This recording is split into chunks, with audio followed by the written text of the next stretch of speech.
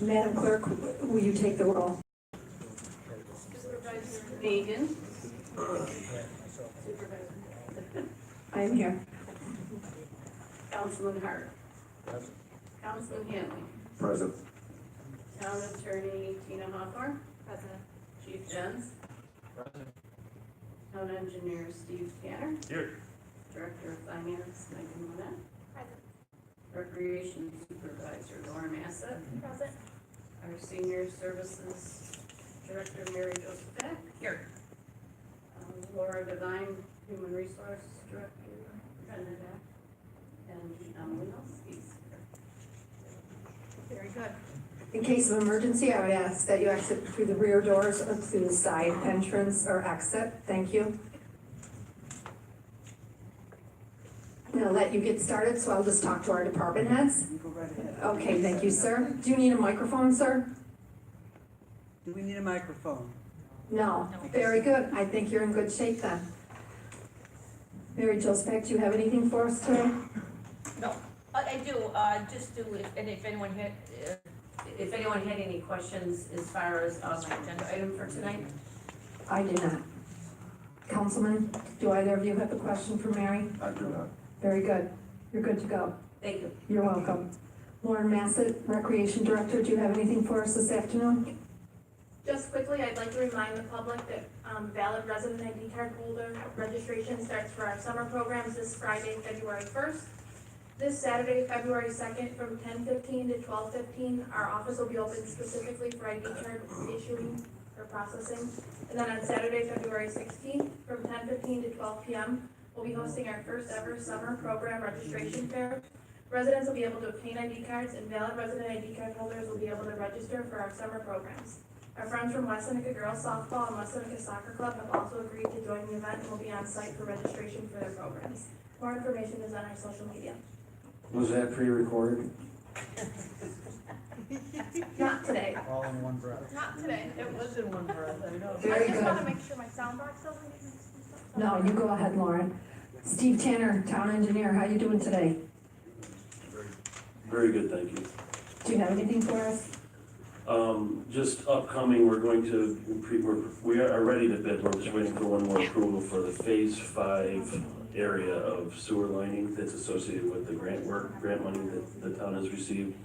The town was successful in 2 grants actually for this project, one last year and one this year, so I'm glad that we waited. So out of a total $6 million project, we're gonna have about $2.1 million in grants.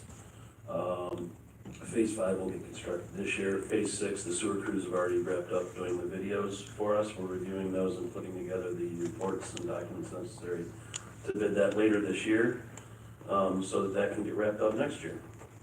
Excellent work, Mr. Tanner. I know we received some calls from residents after receiving their property tax bill, and they were concerned about the sewer situation, and the increase there has to do with the BSA and other improvements that the city is doing. I know Megan is going to touch base on that situation that we were all faced with those calls over the last 10 days. The other thing I want to say, Mr. Tanner, at the end of my career here in 2019, the town will have been awarded over $13 million in grant funding. So we've done a good job. Town Attorney, how you doing? How's your first month on the job? It's going well. I don't have anything to report except to put you on notice that I would ask for an executive session at the end of this work session to discuss a legal matter pertaining to a contractual issue with recycling. Very good. Thank you very much. Down this way, Chief Den. Ask the town board if you have any questions on my agenda items for tonight. Town Board. I have none. Very good. And it should be noted, Chief Den's, the funding that he is getting to apply to those vehicle purchases is also another grant that we received from Senator Galvin's office. Thank you, Chief, for your hard work along with Connie Minor. Megan Wennick, our Finance Director, do you have anything for us today? Well, yes, as you had mentioned, our office has received a few calls from residents regarding the sewer lines on their tax bill. What's included on your tax bill is going to vary greatly depending on what district you're in. However, the large impacts for your 2019 tax bill on the sewer lines are the Buffalo Sewer Authority charge, what's budgeted for in the upcoming year is based on the current year bill, and the town did receive a large increase in its bill from the Buffalo Sewer Authority. And the other large impact on your 2019 sewer tax would be the conversion from short-term debt to long-term debt. A lot of the sewer work that we had was in bond anticipation notes, which have a maturity date of 1 year. On a short-term borrowing like that, you get a better interest rate. However, you're only allowed to roll those over or refinance them for so many years. So in 2018, we had to lock into a long-term borrowing, which had a higher interest rate than those bond anticipation notes did. So the increase in the debt service line for your sewer tax went up due to the increased interest on a long-term borrowing.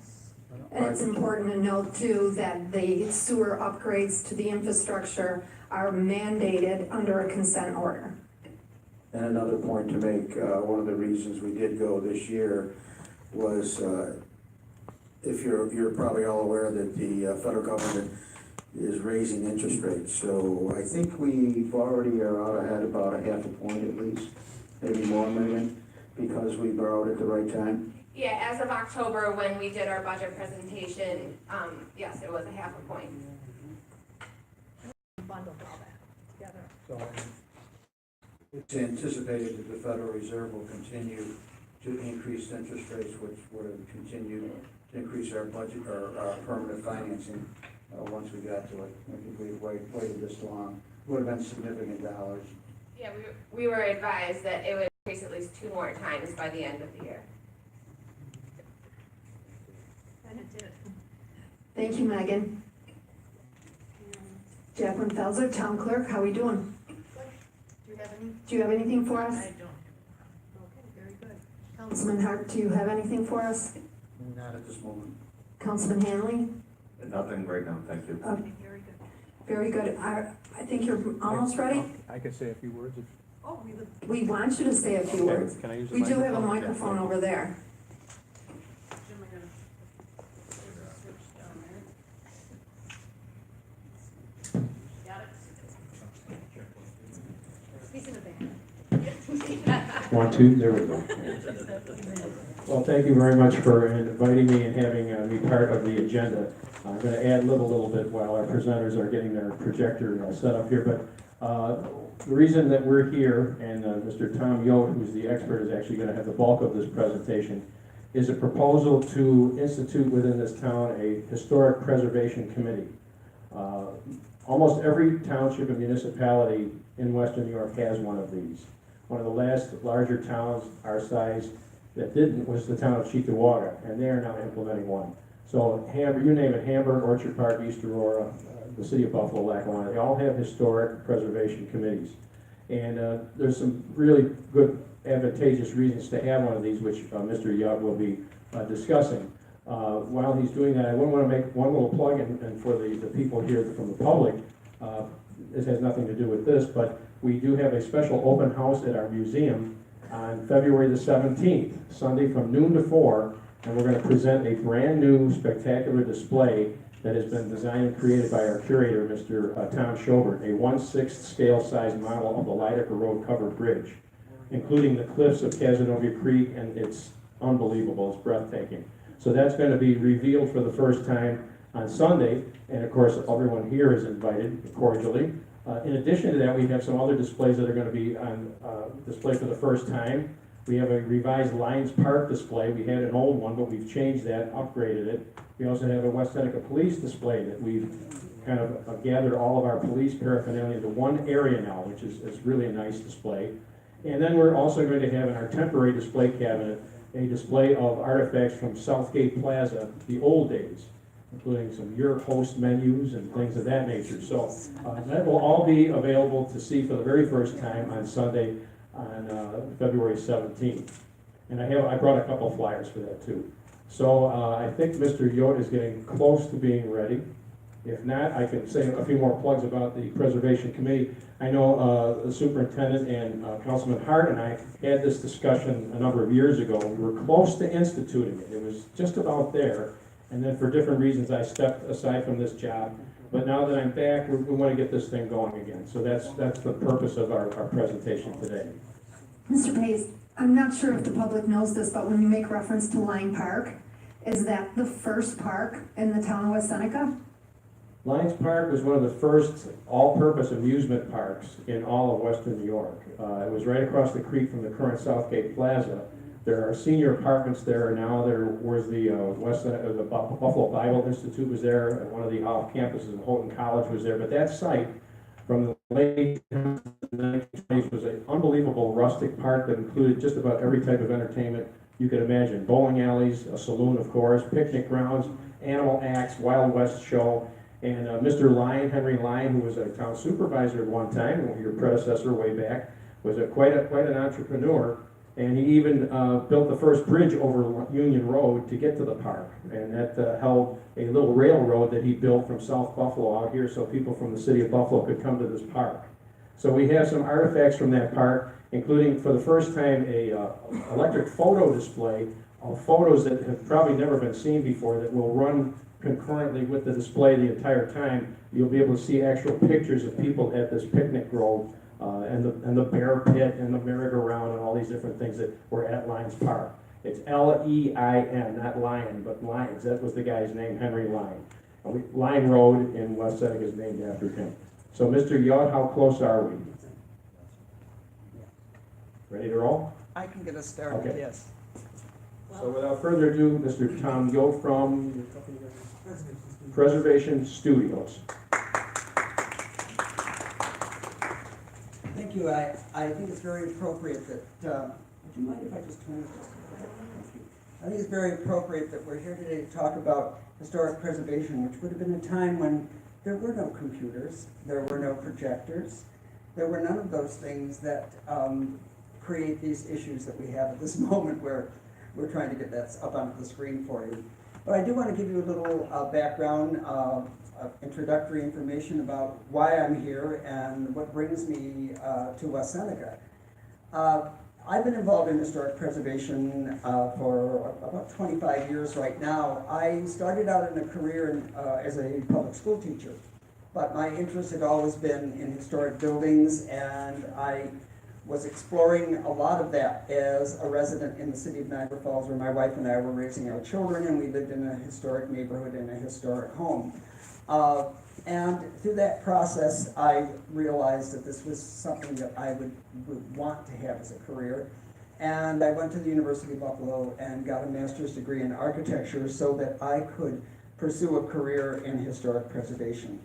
And as a result, I started this firm, Preservation Studios. And Preservation Studios provides historic preservation services to developers, to individual property owners, homeowners, but also we provide them to communities like West Seneca.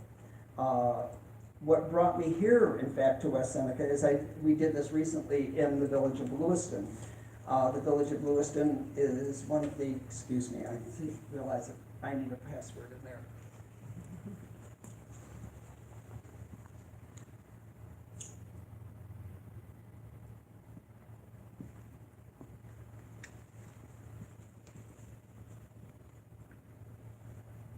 What would we do with our old dogs for names for our passwords?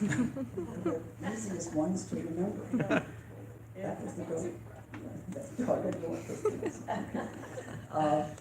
So anyway, I was working doing this work for the village of Lewiston, and the historian in Lewiston, who knows Jim Pace, mentioned to him about some of the benefits that Lewiston would get. Lewiston is one of the oldest certified local governments in the state of New York. Buffalo's, I think, is a couple of years older, dating back to 1977, and the one in Lewiston was like 1979, and they had gone through a period of inactivity, and they needed to be reactivated, and we were working with that.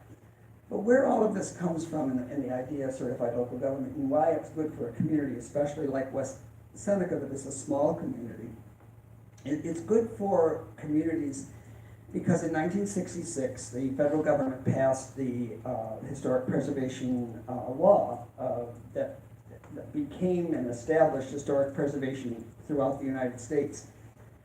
I look around the room and I don't see too many of you who remember 1966, but I remember 1966, and I remember what happened right around that time, and some, maybe one or two of you might remember it as well. It's still talked about to this day. There was a famous train station in New York City, and if any of you have ever taken Amtrak into New York City, that horrific experience you have when you enter Penn Station is even more horrific for what an insult it is to that name, because there was a magnificent train station that was there before that, and Penn Station was a glorious Italian Renaissance marble palace with all of the latest technology of soaring glass ceilings and beautiful spaces. The Pennsylvania Railroad, as time went on, went through bankruptcy among other things, and decided this building was a liability, and it was demolished in 1965, I think, or 64. And the whole country was protesting this would happen, only to find out there was no way to stop it. The community that wanted this building so badly could do nothing to stop the demolition of this beloved Penn Station. And as a result, throughout the country, there was a wave to do something so that communities could have some say in the historic buildings that they had within their communities. And in doing so, they passed the Historic Preservation Law in 1966. And as part of that law, they empowered the National Park Service to be the arbiters of historic preservation. And I think lately we've been hearing a bit about the National Park Service because it was one of the federal agencies that was shut down recently. And the head of the National Park Service is the Secretary of the Interior. So the Secretary of the Interior was given this charge that he was to make preservation happen throughout the United States. Okay. We've been around long enough, all of us, to know federal agencies aren't really all that adept at making a lot of things happen in small communities. So what was happening is that there really wasn't preservation happening in spite of this great law that they had. So they instituted what they called the SHPOs. And the SHPO is an acronym, SHPO, for State Historic Preservation Officer. And essentially what the Secretary of the Interior did was he just took his duty and said, okay, now you have that duty for your state. And so each state was required to set up a historic preservation office under this historic preservation officer. So I'm sure that those of you who are involved in the actual government of West Seneca, you've heard the term the SHPO, because anytime you do a road project, the SHPO needs to make sure that you haven't violated some historic preservation piece that is involved there. So the State Historic Preservation Office then did the same thing the National Park Service did. And they said, well, we can't have an office in every community. We can't have an officer in every community. So they started to empower communities and said, we will make you what is called a certified local government. If you will create a law, and that law will enable historic preservation to happen in your community, then you will be entitled to be designated as a certified local government. And the certified local government then is the local version of all of those agencies up above. So you essentially, when you become a certified local government, you become West Seneca's version of the National Park Service when it comes to your historic buildings and sites. Excuse me one minute.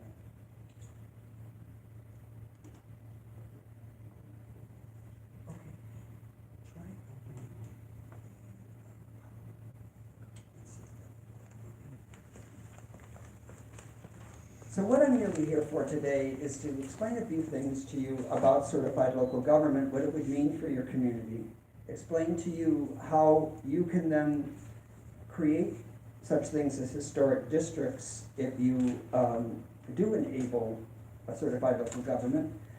Those historic districts can receive benefits that would be great for the community as far as you as an entity, as a government entity, but also great for your individual property owners, because they are going to be able to get benefits that are related directly to that historic district. So what I'd like to talk to you about, and I'd be showing you some really pretty pictures, but I can tell you what they are because many of the pretty pictures I chose are buildings that you would already know. I wanted to just quickly go through and explain to you how historic preservation is defined, what it really means, so that you know that what you're being asked to do here in this process. If you decide as a community, if you decide you want to be a certified local government, what are you really signing up for?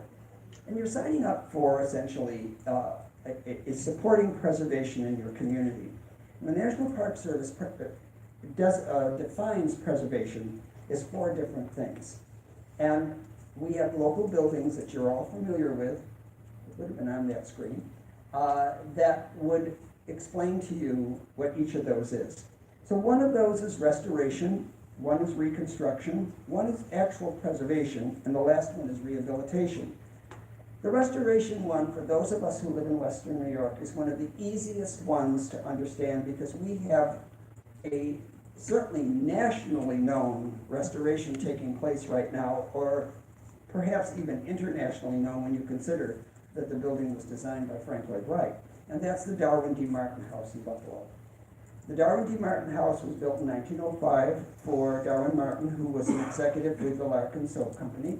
Darwin Martin developed, I don't want to use the word invented because I'm sure you can invent something that's like a catalog system, but he developed a catalog system for selling the Larkin Company goods, and as a result, the Larkin Company prospered greatly, and Darwin Martin became one of Buffalo's early millionaires. And Darwin Martin engaged Frank Lloyd Wright to design a home for him. And all of us know it. If we haven't been to it, we certainly have seen photographs of the Martin House. But some of us remember the Martin House 30, 40 years ago, and it did not look like that. The Martin House had fallen into some really sad situations. The family lost their money in the stock market crash. They really didn't lose it in the stock market crash. They lost it in a very, very bad investment right as the stock market was crashing. And some of you might know what that bad investment is too. You know, the apartment building on Delaware Avenue, 800 Westbury, a beautiful big apartment building on Delaware Avenue. Well, that was what they invested in, and it was kind of hard to rent apartments for millionaires 2 days after the stock market crash, and essentially that's what they were trying to do. And so the family lost their money. They walked away from the house. They couldn't afford to keep it anymore, and they moved into an apartment at 800 Westbury. They kept their summer house on the lake, Gray Cliff, which we also know about. And the Martin House sat abandoned for 17 years. In those 17 years, it went through a terrible period of decline.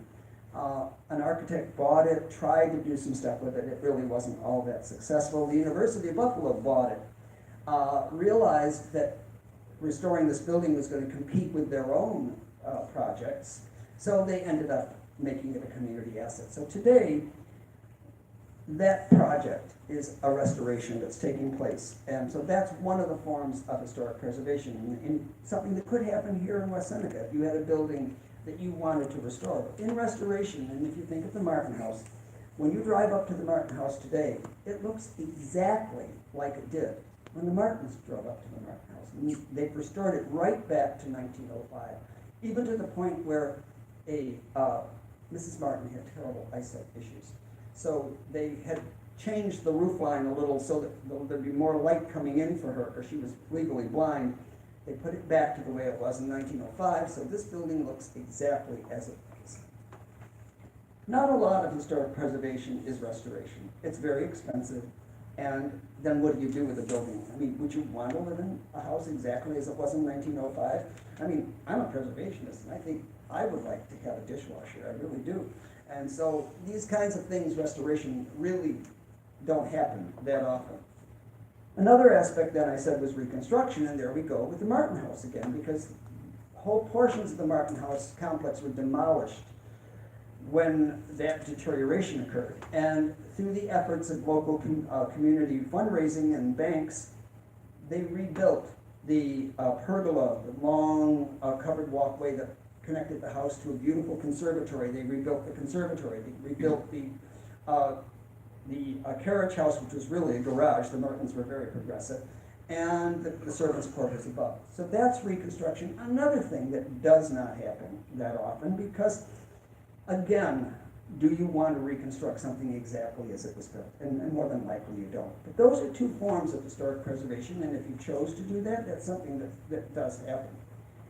The third one is a much more common one, and that's preservation. And again, we have great examples of preservation all over Western New York. Probably the best example of preservation, and the one that was on the screen at this moment that we're there, so picture this in your mind, Buffalo's, oh, is that pretty good? Buffalo City Hall. Buffalo City Hall, built in 1929, opened in 1930. Gorgeous, gorgeous Art Deco building, inside and out. And you want to know something? It still is a gorgeous Art Deco building. I think I could do a little more cleaning in that lobby, but that's my personal opinion. But that building has been preserved for 80 years because it's still the original use it was in. It's still City Hall, and it looks pretty much like it did.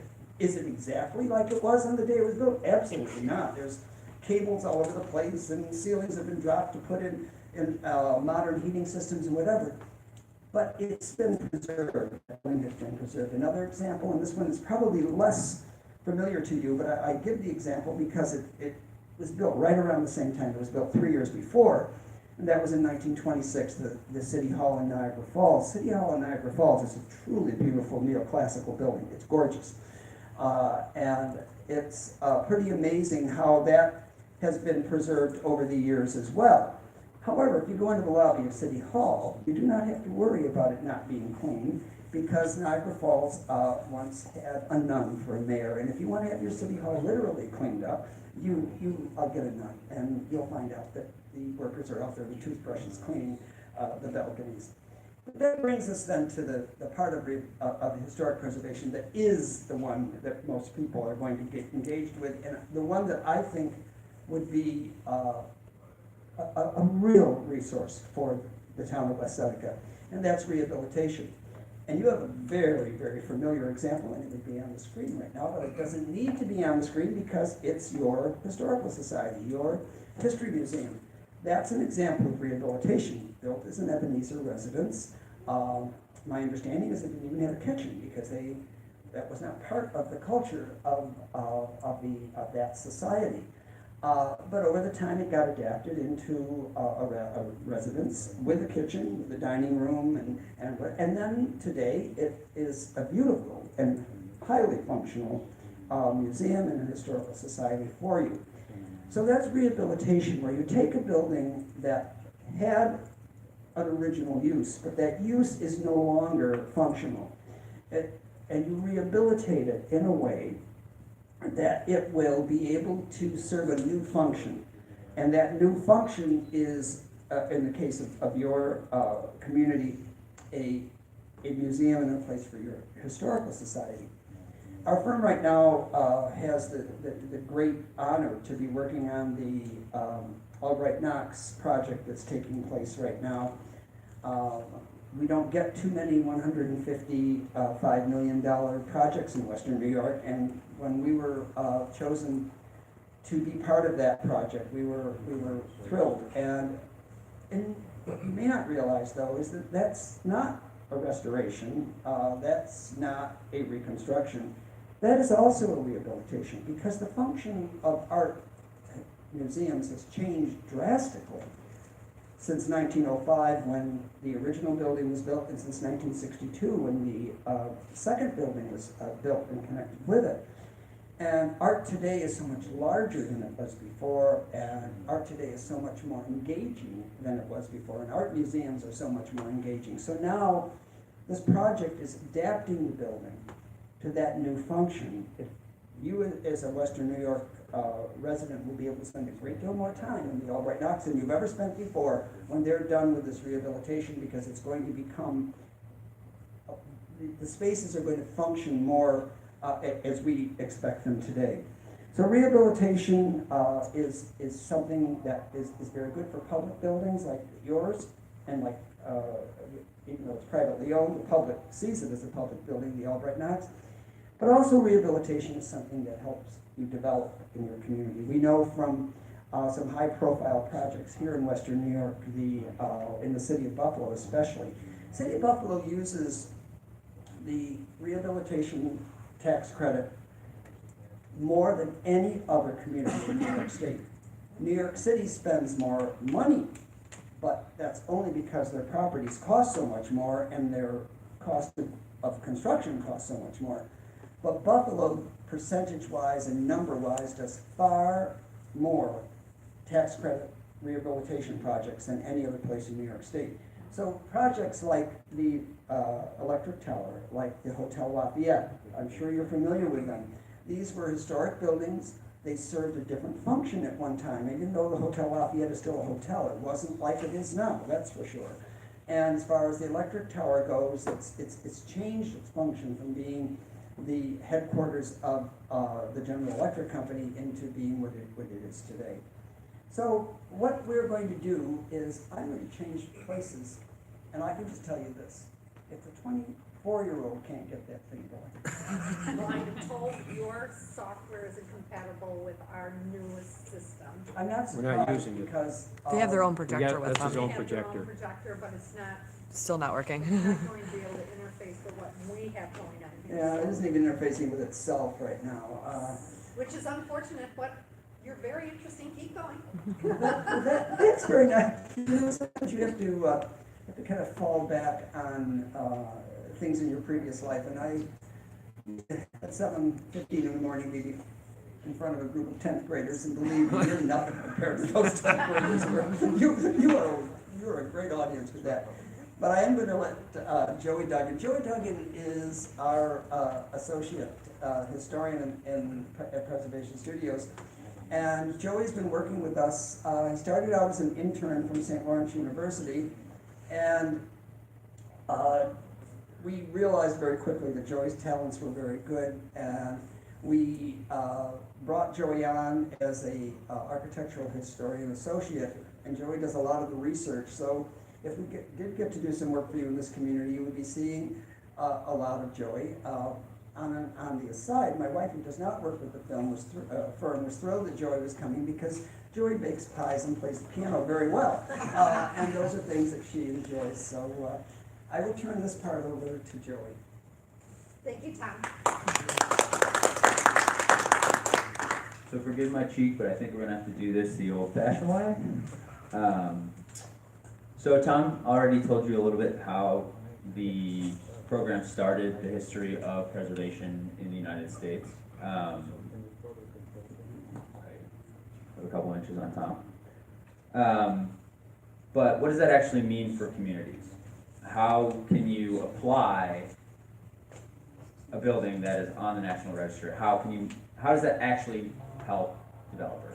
So when you go through the process of getting a building on the register, the developer who is working with a consultancy firm is able to access historic tax credits. So there's a federal credit. Ever since we've had the National Register in place, we've had a federal credit which has taken on a number of different forms. Currently, it's a 20% rebate on your taxes for a developer, which is a substantial amount of money. Ever since the TCJA a couple years ago, that number hasn't been reduced, but its value has decreased because it is now prorated over the course of 5 years. But thankfully, in New York State, we have an additional 20% credit. So what does that mean? Let's say I'm Joe Developer, and I buy a historic building in West Side, and I want to redevelop it as a mixed-use apartment building. I would talk to Tom, the historian, and I would say, I want to get this building on the register so I can access tax credit. We would go through the process. We would say, this building is significant because of X reason. It has this Y historic integrity, and we're going to do Z to renovate it in a historically sensitive way. So we go through the application. We fill out a part 1, which is the argument for its historic significance. We fill out a part 2, which is a proposal for what we're going to do with the building. And then we do our development. So let's say I spend $10 million developing this building, because I'm a developer. We go through the process and we do part 3, and we prove why what we've done is historically significant, and then the federal government gives me 20% of my 10 million back on my taxes. I might not pay $2 million in taxes, but I can syndicate that tax credit and give tax benefits to interested investors. New York gives me an additional 20% back. So that's another $2 million that I could syndicate. This provides a huge incentive to developers who would otherwise knock down buildings and build brand new buildings. The costs associated with historic preservation can be lofty, but those costs are generally split.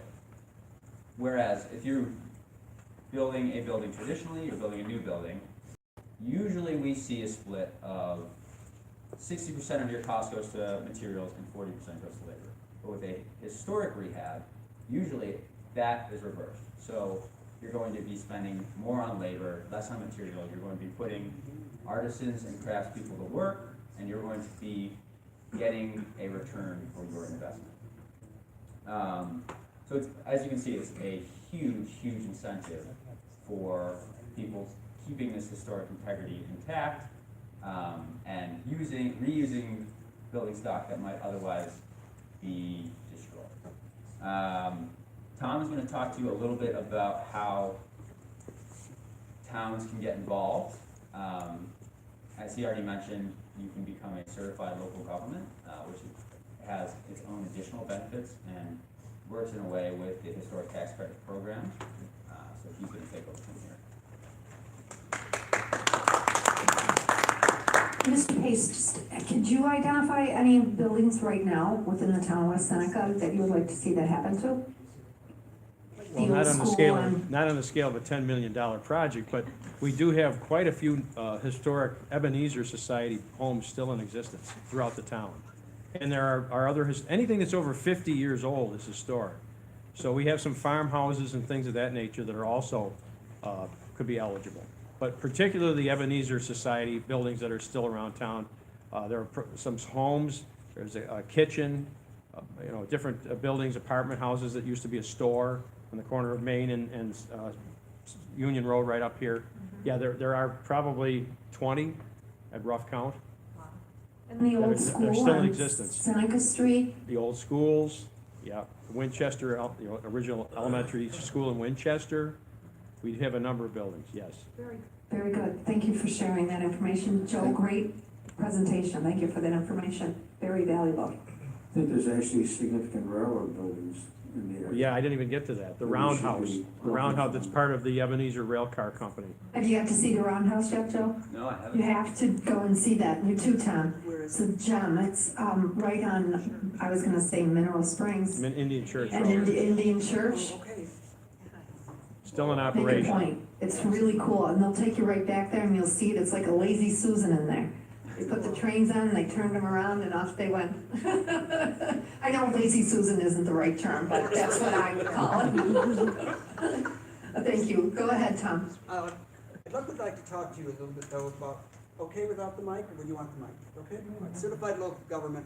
But before I do that, I just wanted to point out that the 24-year-old was completely on the other side of the room, and this gentleman, Jim, and I got there. So just want to point that out. Joe, Yeah. still all good. No. Hey, big surprise in place. There's no You problem. owe him 2 ties. Certified local government. If the community chose to go with the certified local government program, what you would be asked to do, and Joey's going to explain this to you after I explain to you the benefits that are involved. What you would be asked to do is to pass a village or a town ordinance, and the town ordinance would be about historic preservation and how it was going to be done. So what would happen then is you would set up a preservation commission, you would start designating buildings, you would create historic districts, and once these buildings are on the National Register, the state register, and this local with the local designation, they become open to a lot of benefits. So let's talk a little bit about the benefits would be to you as a certified local government. First of all, that State Historic Preservation Office, the SHPO, will become your resource. You don't have to do the research. You don't have to do all of the investigating. You call your representative there and you ask that individual, we want to do something in this building, what can we do? And that person finds that information out with you. They send you, go to here, go there, talk to this person, look into hiring someone to do that. They will give you technical assistance. Say that one of these buildings, like that roundhouse that you're talking about, say that it fell into disrepair and you were didn't know it. They would help you with understanding as what needed to be done with the building. They would also get you involved in programs they have. You would be coming to workshops that they put on at no cost to you, and you were able to go bring workshops to your community to help you and your community better understand historic preservation. They will train you. So one of the things that we talked to Jim about is if you decided to be a certified local government, we offer training that we can work with you to get a grant to hire us to train you and how to run your commission, how to do designations, how to make the decisions that you're going to be making, work with your departments within the municipality. If you don't have your inspections department as a partner in historic preservation, you don't have historic preservation. I mean, that's got to happen. And so one of the big things that we work with is trying to have the inspections department and the code department work together with the Historic Preservation Commission. And then finally, one of the biggest reasons to go with certified local government is money. They are very, very generous with funding every year. They give out grants every year from as small as like $1,200 if you have a small project, maybe you wanted to do, say you've got what's left of your Ebenezer houses here, and you wanted to do a survey just of the Ebenezer houses, just a simple survey with a little bit of information, whatever, you could get a grant to do something like that. Or they'll go up to as much as like $29,000. So say that you wanted to survey your town as to what is historic in your community, and they would give you grants as much as that. Most of their grants, though, are in the $5,000 to $15,000 range. But you can use certified local government money for public information centers. You can do it for setting up any of your programs that are taking place here. You could do it even just to do one of the things we did once in Niagara Falls. When I was the first chair of the commission in Niagara Falls, and I served in that position for 8 years. And we had a situation happening in the city of Niagara Falls that happens in a lot of cities, but it happens in a lot of communities too. Our aging building stock, especially our aging residential stock, had porches that were deteriorating to the point that people were just taking them off. And you know what happens when you take a porch off of a house that had one. First of all, you really declined your quality of life, because there's nothing cooler than sitting out on a porch. I mean, that's the greatest thing going. But the other thing you're doing is you pretty much destroyed the architectural character of the building. So we did a workshop for people on how they could preserve their porches.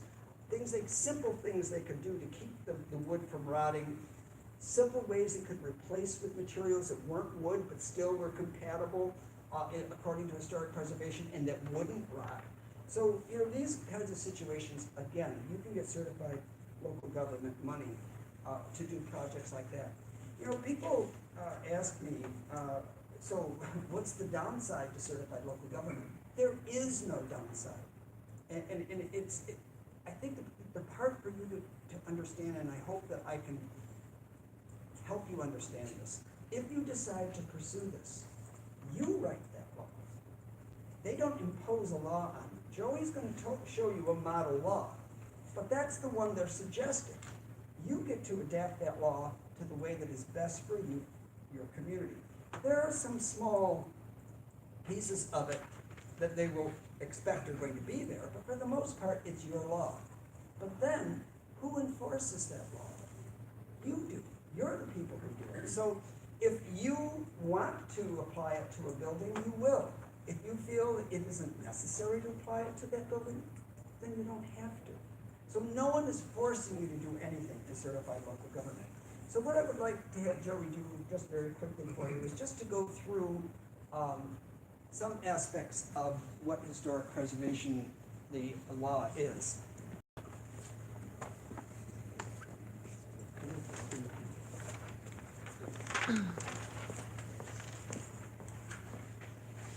All right, I'll try to be short and sweet here. This is an idea of what a law could look like. Keep in mind, there's plenty of leeway as to how it's drafted. But usually a law, a model law, looks something like this. The purpose of this local law is to promote the general welfare by providing for the identification, protection, enhancement, perpetuation, and use of buildings, structures, signs, features, improvements, sites, and areas within West Seneca that reflect special elements of West Seneca's historical, architectural, cultural, economic, or aesthetic heritage for the following reasons. A, to foster public knowledge, understanding, and appreciation in the beauty and character of the West Seneca city, or town of West Seneca, and in the accomplishments of its past. B, to ensure the harmonious, orderly, and efficient growth and development of West Seneca. C, to enhance the visual character of West Seneca by encouraging new design and construction that complements West Seneca's existing historic buildings. D, to protect and promote the economic benefits of historic preservation in West Seneca, its inhabitants and visitors.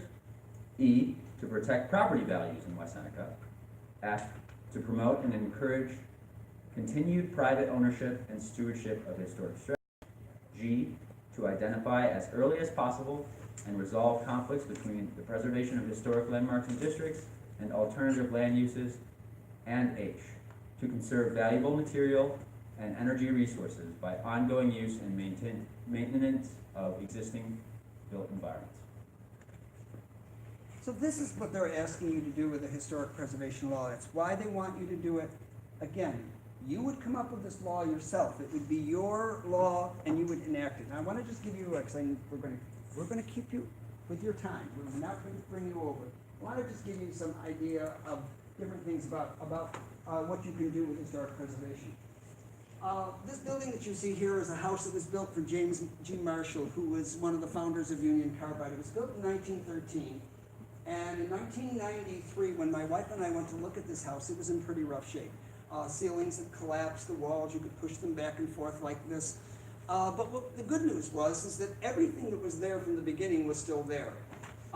We bought the house, we put our life savings into it, and we made it into a bed and breakfast. We did not use historic preservation funding to do it at the time because it didn't fit into our timeline. The house was not designated. There was no mechanism to do that at the time in Niagara Falls. But what we did do is we used its historic status to market it. And my wife is a very good marketer, and she marketed this building by saying, come and stay in the house, a piece of history. You can be a part of history. You can come and stay in the house that this man built in 1913, who was the founder of Union Carbide. And guess what? There were no televisions in 1913, so there's no televisions in this house. There didn't have telephones in rooms in 1913, so there are no telephones in rooms in 1913. So using that historic aspect of this building, we ran a bed and breakfast there for 17 years. And when it was time for us to leave, we put it up for sale. The person who bought it told us it was the historic designation because we had it local, state, and national register designated to protect it and to make it eligible for benefits. It was the reason that he bought it from us, and we got the highest amount of money of a residential building that it ever got in downtown Niagara Falls, within $10,000 of our asking price, all because it was a historic building and it had stayed as a historic building. We had a nice modern kitchen though, so you didn't have to worry about that. The bathrooms are updated too. So what I'm saying to you is this is what could happen in your community. So when you're doing a historic preservation piece, here's Hamlin Park. Hamlin Park is on the east side in Buffalo, and it was made into a National Register Historic District. It has 1,457, I think it is, 1,457 historic properties in there. They're all eligible for historic preservation tax credits. And because of the census tract that it's in, they're also eligible for residential historic preservation tax credits. So you will see all of these houses that you see here are eligible to receive a historic preservation tax credit for projects that they would do. My wife and I just moved into this neighborhood. We lived in Elmwood Village, and we had an opportunity to get a loft apartment in an old factory building in Hamlin Park that was rehabbed, and we moved in, and we were having a great life there. We write our rent checks, and they go to our grandchildren's college fund because our son owns the building. So, you know, it works all the way around for you. But I want to just give you an opportunity to take a look at West Seneca. Everything you see here in gold in your community, that's eligible for the Historic Preservation Residential Tax Credit. So unless you live in this one little piece, your house is eligible, which means you could put on a new roof. Say the roof cost you $15,000, you're going to get $3,000 back, 20% back. Say that you don't have a tax liability great enough for that, you'll get it as a refund. So it is such a great benefit for a residential use, but it also is a tremendous benefit, as we know, for commercial use. If you have commercial properties, the building that I'm in right now, put this up, I actually like you. It doesn't look like that anymore. It doesn't? No. I got that off your website. Well, we're gonna have to take it down. We took those trees down. Just the trees are different. Yeah. The building's the Yeah, same. The building's the same. Oh, yeah, the Like building, last I do like you, Bill. Yeah. But if you have commercial structures in your community, again, if we go back to that map, any commercial structures that are in this part of West Seneca, they're going to be eligible for 20% federal tax credits and eligible for 20% state on top of that. So that means 40% tax credits. So now, you do, you may have seen in recent, it was in today's Buffalo News, but it was on Buffalo Rising a few days ago. The Barcalounger building is being proposed for, our firm is going to work on that project. 175,000 square feet, a $25 million project, eligible for $10 million in tax credits, 40%. So that means that when that project is done, the developers of that project will get $10 million in tax credits that they get for having done historic preservation rehab. You may sit here and you say, yeah, but the developers in West Seneca don't have $10 million in tax liability. What are they going to do with that? Well, for commercial properties, you can't get a refund. But what you can do is you can do which is called syndication of those tax credit, which is essentially bringing in someone who wants and needs the tax credit and will give you money in return. So of that percentage of 40%, you get to keep most of it, and then the investor gets a percentage of it for investing in your project. So what could happen finally? Let's just kind of wind up here. I know that we've hit you with a lot of stuff today. I apologize for the opening being the way it was, but you know what? It's kind of fun to go back to that, isn't it? You were so much nicer than the 10th graders. Seniors were okay. You were kind of like the seniors, the 10th graders, you know. But the West Seneca has historic resources. We know that. You know that. I saw it when Jim invited me here. I've seen it when I've come here with my family. I know what you have here. You can preserve those by protecting them with local designations. And then once they're protected with local designations, you can then pursue for your community National Register designations that will then make them eligible for these tax credits. If they're residential properties, that means that the individual private property owner can get 20% for the work done on their property. If they're commercial properties, and by the way, rental property is commercial, so then you can get 40% for that. It's very, very worthwhile for the community from that standpoint. But the other thing that's worthwhile for the community, and I leave you with this thought because this is what got me involved in historic preservation in the first place. I lived in a city that was not really all that interested in historic preservation. Niagara Falls wasn't. I can't even say that they are that much today. And it was tough because I lived in two very historic neighborhoods, raised our children in one and had our B&B in another. And I would watch these properties around us.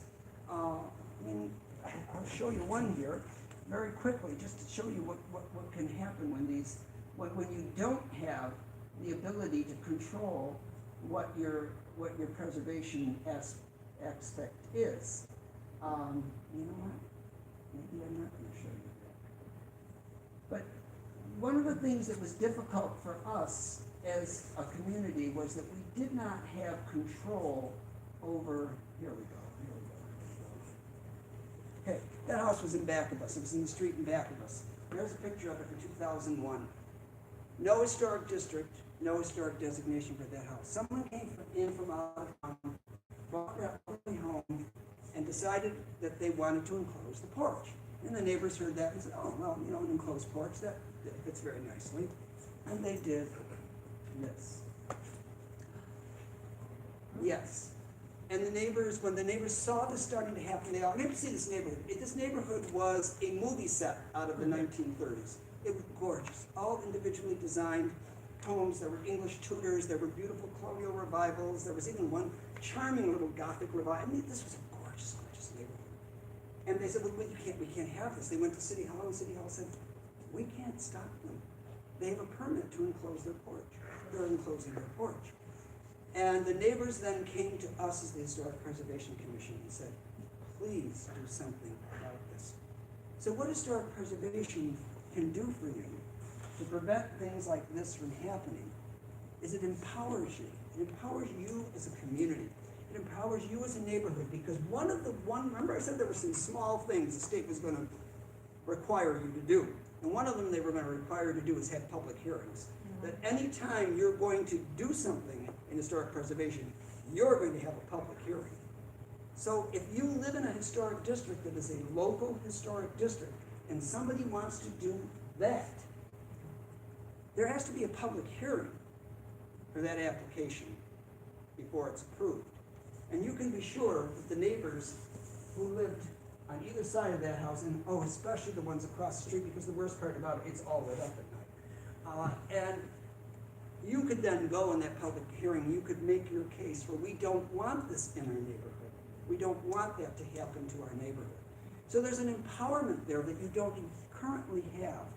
And it would empower your neighborhood, it would empower you as a town board. You are the ones who are going to make the final decisions on the designations. And you could say, no, we don't want that building to be so altered that we can't recognize it. Yes, change it into something else. Make that something else more functioning today. But we don't want to lose the historic building we have. So I encourage you to consider going with certified local government. If you would like us to work with you, I did send Jim some information of how you could engage us. We would work with you and help you set up your certified local government. We would then get a grant for you to be able to do training. We would also get grants for you if you wanted to do design standards in your community. You know, every community has a certain culture in it that is unique to that community, and you want your design standards to be such that that keeps within that culture and that feeling that the community has. So you could say in a historic district, if that vacant lot is going to have a building on it, we want it to be, you know, massing like the other buildings. We want it to be similar in shape and form and whatever. You could do that if you chose to do that. So I encourage you to pursue certified local government. I thank you for listening to Joey and me today. And I hope we can go back and see you again. I have one question. Yes. You don't just become a certified local government. So there's very specific steps you have to take, I understand, unless it's changed since Jim and I were going over this. Oh, no, you will go, what it would be is that you would need to, first of all, the state. You would engage the state. You would set up a historic preservation law. You would need to pass that law. You would need to then set up a historic preservation commission based on how your law is Right. set up. So you could have a strong law or one that's not quite so strong. They offer some options in the model, and I think that one of the biggest concerns that comes is where the final decision is made. That's usually one of the biggest concerns. And so there is an option that many of those final decisions get to be made by the town board, that the commission does recommendations. There are some regular processes. You can't expect the town board, every time someone wants to put a new roof on, you can't expect the town board to make that decision. That's more than you really should expect of them. However, if the town board wants to make decisions that relate to things like that, in all of the versions of the model law, you are the last appeal. Anyone can appeal to you. And I did just want you to know that we have design standards already. So That's what we call Ebenezer style, I guess is what it'd be, right, Jim? Yeah. And we also have a very new comprehensive plan that addresses some of the things you talked about. I saw the comprehensive plan, and I saw that it did recommend these kinds of things, and and that's helpful to you too, because if you have a comprehensive plan that shows that, then when you go to apply for grants, you can show that you as a community are already very, very proactive, and that puts extra points on your grant scores. We really, this board has been pretty proactive in that, actually. And we'd like to change the look of our community, and it's gonna take time, but the design standards and the comprehensive plan address that, our Union Road corridor and our business corridors. We really haven't gotten into the neighborhoods yet, because that's what you and I were working on, Jim, a few years back. And unfortunately, you retired for a while. But anyway, yeah, I think I think we should move forward. I always felt that way. Unfortunately, we've lost a lot of great buildings in this town. Yeah, like the clock. The clock shop, yep, that's the last really We couldn't do anything about it. original. That's usually the incentive. I didn't want to say incentive, because that's really not what that is. That's usually the incident, as they say, the straw that breaks the camel's back. That's a That if you lose the one building, that you go, wait a minute, I never thought that one would be gone, and it's gone. And it won't come back. I don't care what you do, it's not gonna come back. But this helps you keep what you have, and as you pointed out so eloquently, it helps you have your community identity represented. Thank you.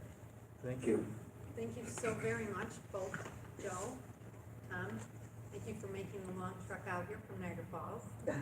Actually, Oh, our you're office down is in in Allentown, Buffalo, right. so it Wonderful. wasn't quite as bad. Well, that's wonderful. No, it's wonderful. I really appreciate you taking time and giving us some valuable information. Mr. Pace, as always, thank you for going above and beyond. This is something that we as a board really want to make happen. As you spoke earlier, it was something that was in the works before. So let's put it back on the burner, if you will, and we'll move forward with that. I do have one quick question. Is there money available for our historical building that you could identify right away, that we could make those betterments and improvements to that structure? I think one of the things that I would recommend, if you haven't done this already, is to get a historic structures report. They're not that expensive, and you can get a grant from, timing might be even good. Buildings National Register, right? Yeah, So, National Register. you can get a grant from the Preservation League. Jim, I can talk to you about that. Preservation League of New York State, for a historic structures report. I mean, you're a 501c3, but you're also a municipality, so, yes, you could get a grant. And what the historic structures report would do, an architect would come in, or an engineer, and identify all of the things that need to be done, make recommendations how to do it, cost them out for you. Then you take that document and you go to all of the grantors and say, I've got this. We have a evidence." grant writer on hand? Yes, I spoke to that before. We've, since 2012, we've been the recipient of over $13 million in grant funding on many different projects. Well, that's great. And then too, the Environmental Protection Fund. Yeah, There's Parks and big money in the Recreation. Environmental Protection Fund. There is. Hundreds of thousands of dollars go into projects, and they like communities like West Seneca, because communities like West Seneca don't get a lot of that money from it. I mean, they tend to go to these splashy projects, and they feel a little guilty about that, and if you have a good project for them, so if we could get a historic structures report, and then you go through that process with the EPF. There's so many others. Yeah, absolutely, just this building alone, if we said no to the grant funding of 3.5 million, it would have went to another municipality. So that, you know, we had the need and we went ahead with it. So, yeah, you're absolutely right. If I could add one quick one in there, too, Absolutely. that a lot of people don't realize, the churches can get historic preservation funds. There are sacred sites grants, which are small ones to identify, smaller projects, like if you have like a roof repair that needs to be done, or some grouting work or whatever, and then there are the big ones. Look at, St. Stan's in Buffalo got hundreds of thousands of dollars. I was involved, I ran a nonprofit for a while, Preservation Buffalo Niagara, and we helped Blessed Trinity on the east side get a $375,000 grant. I mean, that's big time, and it's to an existing religious building. I mean, it's a functioning church. So every community has churches, and I've never known a church that was flush with money, ever. That's what they say. But that's beautiful. Well, thank you so very much. I want to thank you both again. And now at this point of this work session, we have an executive session to go into. But before I do, because Mr. Tanner won't be with us this evening, Mr. Tanner and I had discovered that and this is very good news for the town, discovered that the Children's Psych Center has put out an RFP to the state for $30 million for improvements to that structure. So that is a very good sign that that is not going away. So I just wanted to share that. Mr. Tanner, do you have anything to offer on that? Yeah, just in reading the RFP, there's actually a 40,000 square foot new building and then 60,000 square foot of renovations.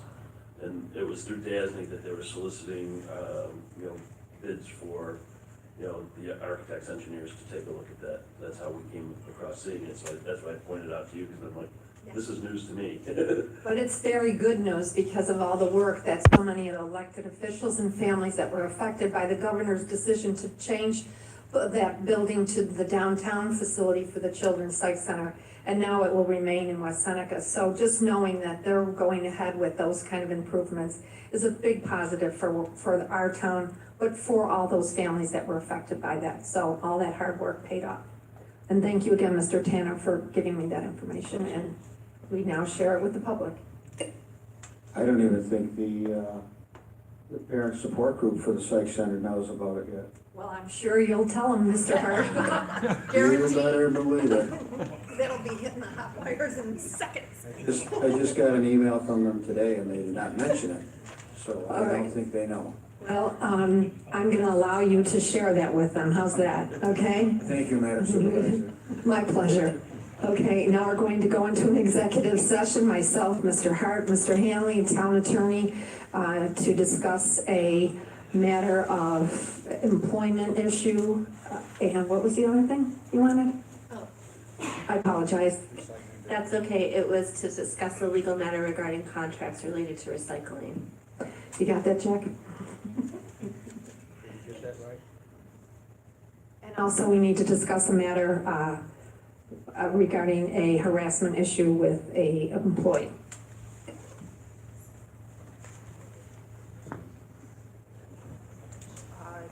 White collar. All right, thank you everyone for coming. Tonight we have a board meeting at 7 o'clock. You're all welcome to come.